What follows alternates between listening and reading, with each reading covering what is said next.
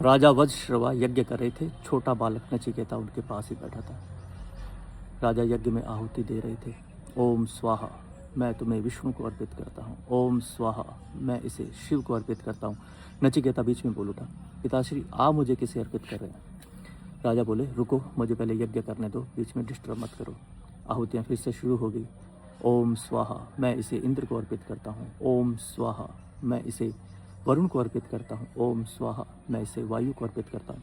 नचिकेता फिर से बोल उठा, पिताश्री आप मुझे किसे अर्पित कर रहे हैं? राजा उसे डांटते हुए बोले, रुको, पहले मुझे यज्ञ पूरा करने दो, बीच में मत रोको। यज्ञ फिर से शुरू हुआ। ओम स्वाहा, मैं इसे सूर्य को अर्पित करता हूँ। ओम स्वाहा, मैं इसे चंद्र को अर्पित करता हूँ। तब तक नचिकेता गोद में आके बैठ चुका था राजा की, और फिर से बोला, पिताश्री आप मुझे किसे अर्पित कर रहे हैं?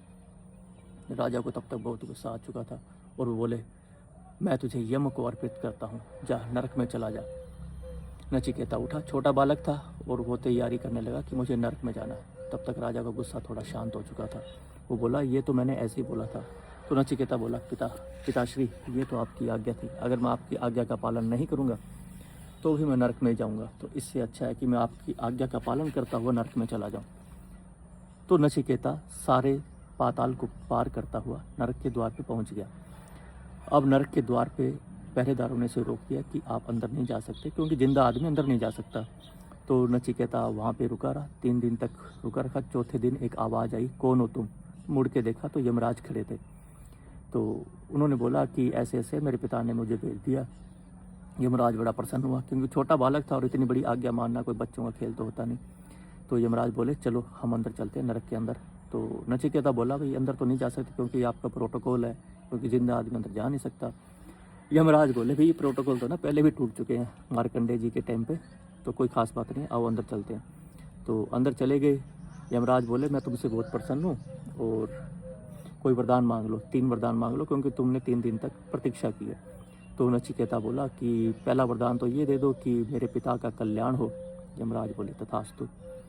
तो दूसरा वरदान ये दे दो कि मुझे स्वर्ग की प्राप्ति का रास्ता मिल जाए, कि स्वर्ग कैसे प्राप्त किया जाए जिससे मैं लोगों का कल्याण कर सकूं। यमराज बोले, तथास्तु।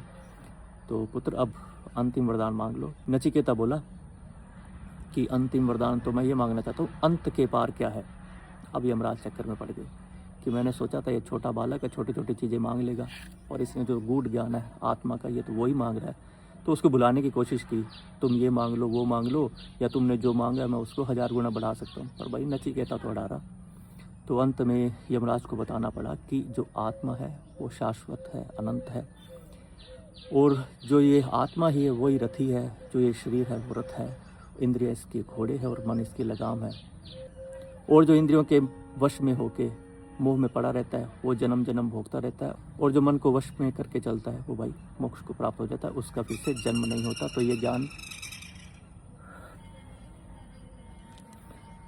तो भाई ये ज्ञान लेके ना नचिकेता फिर से अपने गांव आ गया। तो गांव में ना लोगों की भीड़ लग गई, भाई नचिकेता नरक में जाके आया, आओ उससे मिलते हैं। तो चारों तरफ से लोगों ने घेर लिया और अलग अलग सवाल करने लगे। तो एक ने पूछा, भाई नरक में आपने ऐसा क्या देखा? तो नचिकेता बोले, नरक के अंदर बहुत सी गर्म मूर्तियां थी, और जीवों को जबरन उनसे लिपटने को बोला जा रहा था, जीवों को उनसे लिपटाया जा रहा था गर्म मूर्तियों से, आग से पूरी जलती हुई मूर्तियों से, और उनका मांस पिघल पिघल के गिर रहा था। तो एक ने पूछा, भी इसका कारण क्या था? ऐसा कौन सा काम किया था जिसकी वजह से उनको ऐसी भयानक सजा मिल रही थी? तो नचिकेता बोला, वो था स्त्रियों का अपमान। तो भाई स्त्रियों के अपमान का जो दंड होता है ना, वो सबसे भयानक होता है। और किसी व्यक्ति की जन्म कुंडली में भी ना यही स्त्री चंद्र रूप में भी हो सकती है, शुक्र रूप में भी हो सकती है, बुध रूप में भी हो सकती है। तो जिस तरह की स्त्री का अपमान होगा उस तरह का भुगतान उसे करना पड़ता है।